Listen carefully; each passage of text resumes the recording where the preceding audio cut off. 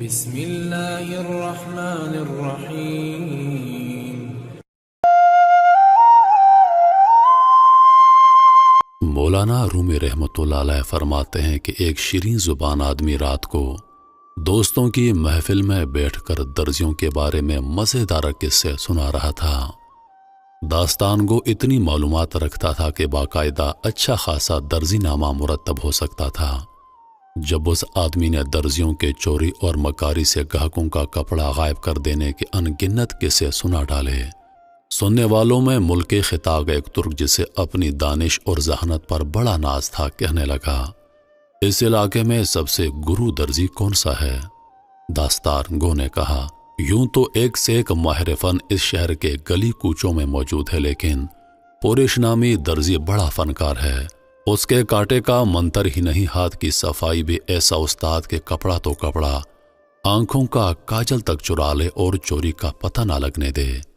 ترک کہنے لگا، لگا لو مجھ سے شرط، میں اس کے پاس کپڑا لے کر جاؤں گا اور دیکھوں گا کہ وہ کیوں کر میری آنکھوں میں دھول پھونک کے کپڑا چراتا ہے۔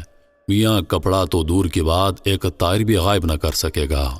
دوستوں نے جب یہ سنا تو کہنے لگے، ارے بھائی زیادہ خوش نہ ہو، تجھ سے پہلے بھی بہت سے یہی دعویٰ کرتے آئے اور اس درزی سے چوٹ کھا گئے، تو اپنی عقل پر نہ جا، دھوکہ کھائے گا۔ محفل برخاست ہونے کے بعد ترک اپنے گھر چلا گیا۔ اسی پیچ و تاب اور فکر و اضطراب میں ساری رات گزاری۔ صبح ہوتے ہی قیمتی اطلس کا کپڑا لیا اور پورش درزی کا نام پوچھتا پوچھتا اس کی دکان پر پہنچ گیا۔ درزی اس ترک گاہک کو دیکھتے ہی نہایت ادب سے کھڑا ہو کر تسلیمات بجا لایا۔ درزی نے خوش اخلاقی اور تعظیم و کریم کا ایسا مظاہرہ کیا کہ ترک بے حد متاثر ہو گیا۔ دل میں کہنے لگا، یہ شخص تو بظاہر ایسا عیار اور دغاباز نظر نہیں آتا، لوگ بھی خامخواہ رائی کا پہاڑ بنا دیتے ہیں۔ یہ سوچ کر قیمتی اطلس درزی کے آگے دھر دی اور کہنے لگا، اس اطلس کی قبا مجھے سی دیں۔ درزی نے دونوں ہاتھ ادب سے اپنے سینے پر باندھے اور کہنے لگا، حضور قبا ایسی سیوں گا جو نہ صرف آپ کے جسم پر زیب دے گی بلکہ دنیا دیکھے گی۔ اس نے کپڑا گز سے ناپا، پھر کاٹنے کے لیے جا بجا اس پر نشان لگانے لگا، ساتھ ہی ساتھ ادھر ادھر پر لطف قصے چھیڑ دیے۔ ہنسی ہنسانے کی باتیں ہونے لگیں جن میں ترک کو بے حد دلچسپی ہو گئی۔ جب درزی نے اس کی دلچسپی دیکھی تو ایک مزاحیہ لطیفہ سنایا جسے سن کر ترک ہنسنے لگا۔ ہنسی خوشی میں اس کی آنکھیں بند ہو گئی۔ درزی نے جھٹ پڑ کپڑا کاٹا اور ران تلے ایسا دبایا کہ سوائے خدا کی ذات کے اور کوئی نہ دیکھ سکا۔ غرض اس پر لطف داستان سرائی میں ترک اپنا اصلی مقصد اور دعویٰ فراموش کر بیٹھا۔ کدھر کی اطلس، کہاں کی شرط، ہنسی مذاق میں سب سے غافل ہو گیا۔ ترک درزی سے کہنے لگا، ایسے ہی مزیدار کوئی اور بات سناؤ۔ درزی نے ایک اور قصہ سنا ڈالا۔ ترک اتنا ہنسا کہ اس کی آنکھیں بالکل بند ہو گئیں۔ ہوش و حواس رخصت، عقل و خرد الوداع۔ اس مرتبہ درزی نے پھر کپڑا کاٹ کر ران تلے دبا لیا۔ ترک نے چوتھی بار مذاق کا تقاضا کیا تو درزی کو کچھ حیا آ گئی اور کہنے لگا، مزید تقاضا نہ کر، اگر ہنسی کی ایک اور بات کہوں گا تو تیری کو بات تنگ ہو جائے گی۔ مولانا رومی رحمۃ اللہ علیہ فرماتے ہیں کہ جانتے ہو وہ ترکی کون تھا، دغاباز درزی کون تھا، اطلس کیا ہے اور ہنسی مذاق کیا ہے، قینچی کیا ہے اور قبا کیا چیز ہے؟ سنو، وہ غافل ترک تیری ذات ہے جسے اپنی عقل و خرد پر بڑا بھروسہ ہے۔ وہ عیار دھوکہ باز درزی یہ دنیا فانی ہے، ہنسی مذاق نفسیاتی جذبات ہیں۔ تیری عمر اطلس پر دن رات درزی کی قینچی کی مانند چل رہی ہے، دل لگی کا شوق تیری غفلت ہے۔ اطلس کی قبا تجھے بھلائی اور نیکی کے لیے سلوانی تھی، وہ فضول مذاق اور کہکہوں میں تباہ و برباد ہو گئی۔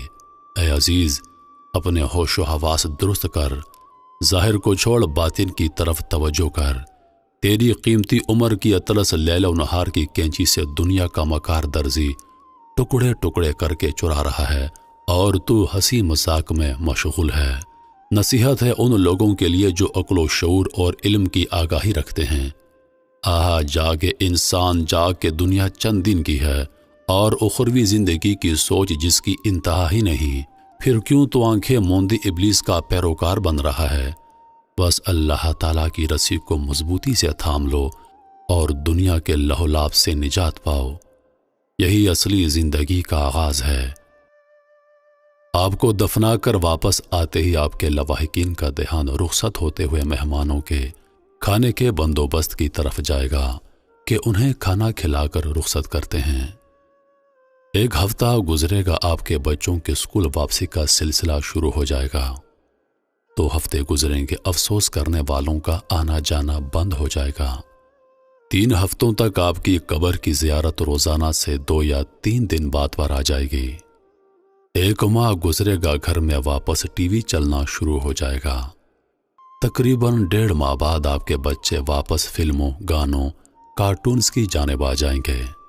آپ کی قبر کی زیارت جمعہ یعنی 7ویں دن ہو جائے گی۔